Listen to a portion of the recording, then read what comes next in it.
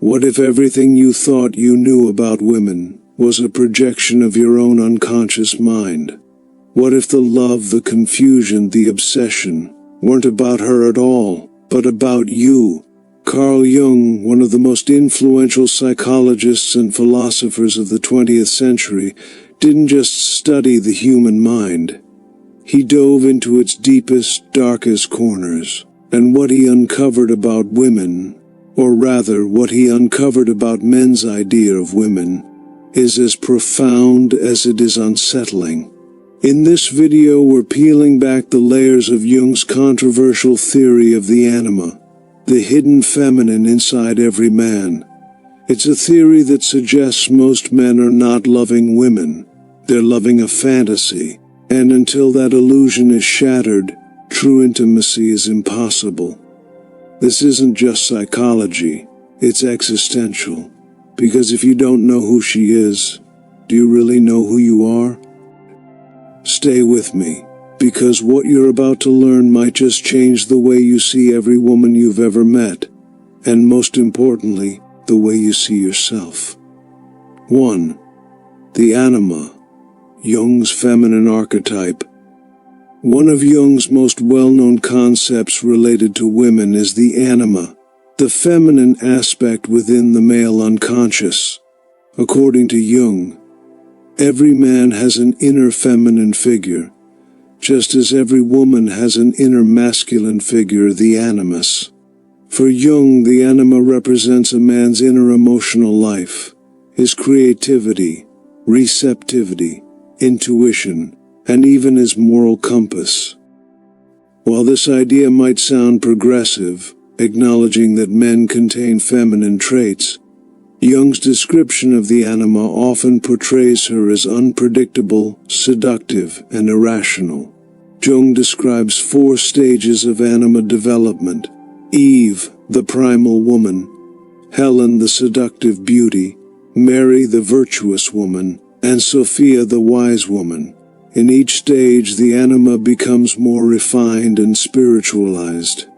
However, the earlier stages emphasize emotionality and sexual allure, implying that a man's initial experience of the feminine is through temptation and chaos.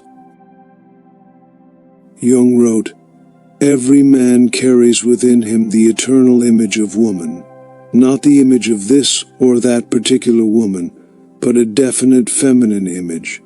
This eternal image, while symbolic, often ends up shaping how men relate to real women." The shocking implication is that many men do not see women as they are, but rather project their own anima onto them. This can lead to unrealistic expectations, idealization, or fear, all of which distort genuine relationships. 2. Projection and the problem of misunderstanding women. Jung emphasized that a man's anima must be integrated for him to achieve individuation, the process of becoming a whole, balanced person. But this integration often comes through projection. A man unconsciously projects his anima onto women, particularly romantic partners. The result? A man may fall in love not with the actual woman, but with a psychological projection. This dark truth is unsettling because it means that many relationships are built not on mutual understanding, but on illusion. Jung believed that men often fall victim to this projection, attributing divine or demonic qualities to women based on their anima. This perspective implies that until a man does the hard work of integrating his anima, he is at risk of misperceiving women, idealizing them as goddesses, or vilifying them as temptresses. This theory inadvertently reinforces stereotypes about women as emotional, mystical, and irrational beings, while Jung did not intend to devalue women. His theory places the burden of male psychological development on the image of the woman, not the woman herself. 3. Jung's personal relationships with women, a case study in paradox. To understand the full implications of Jung's theories, one must examine his personal life. Jung was married to Emma Jung and had 5 children. However, he also maintained deep emotional, and possibly sexual, relationships with other women, most notably Toni Wolff, his former patient and close collaborator. Wolff was not just a lover or companion but played a critical role in developing the concept of the anima. Jung's ability to maintain multiple intense relationships with women, without fully resolving the emotional tensions they caused, reveals a contradiction. On the one hand, he revered women for their emotional insight and intuitive wisdom. On the other, he sometimes treated them as muses or psychological mirrors for his own growth. Jung himself wrote about the dangers of emotional entanglement, especially when a man projects his anima onto a woman. Ironically, it seems Jung himself struggled with these very projections. His real-life relationships suggest that while he may have understood the theory, he was not immune to its pitfalls. This duality adds a disturbing layer to his legacy. Even the man who coined the theory was trapped by it. 4. The divine feminine or dangerous seductress. Jung's portrayal of the feminine is deeply dualistic. On one side is the sacred feminine, Sophia, the embodiment of wisdom, representing enlightenment and spiritual transformation. On the other side lies the shadow anima, the dark, chaotic force that can consume a man if left unchecked. This duality often casts women in roles that are either idealized or feared. Jung wrote that the anima could lead a man toward higher consciousness or plunge him into madness.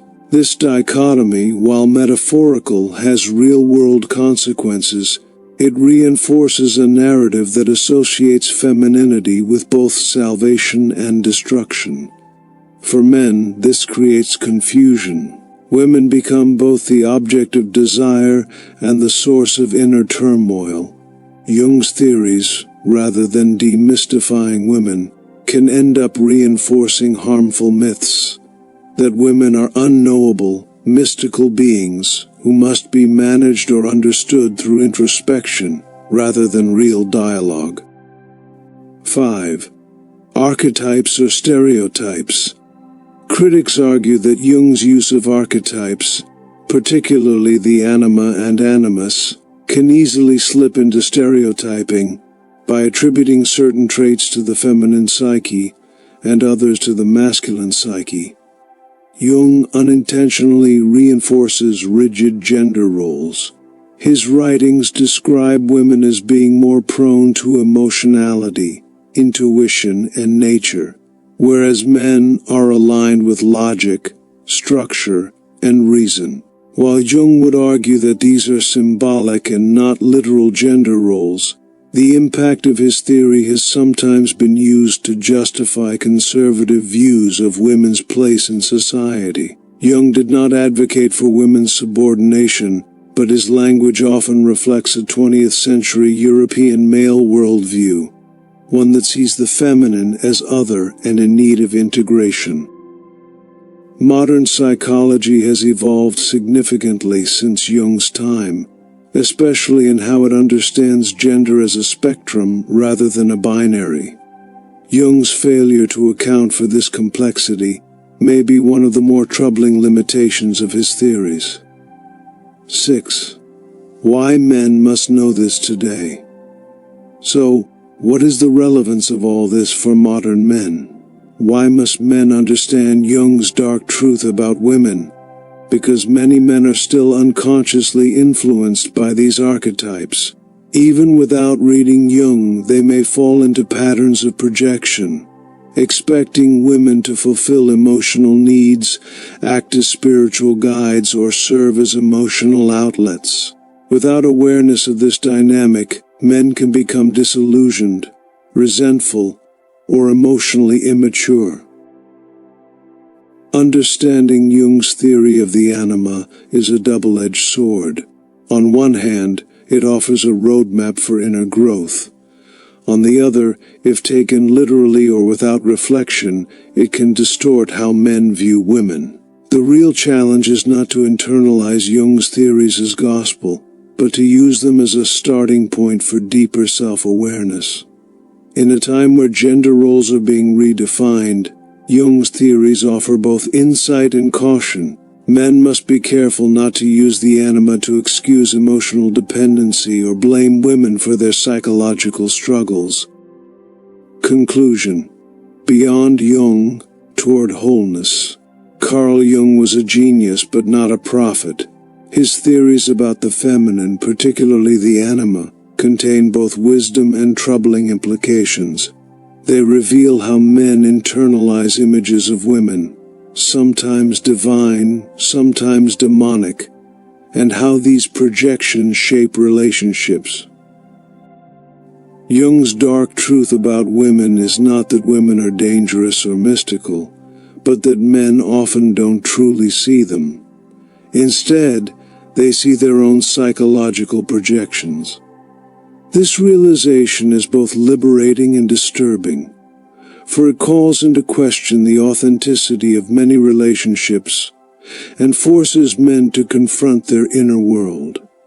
In the end, the path to understanding women is not through archetypes or theories, but through presence, humility, and emotional maturity. Jung's legacy serves as both a warning and an invitation to know oneself fully, so that others, especially women, may be seen clearly and loved truthfully.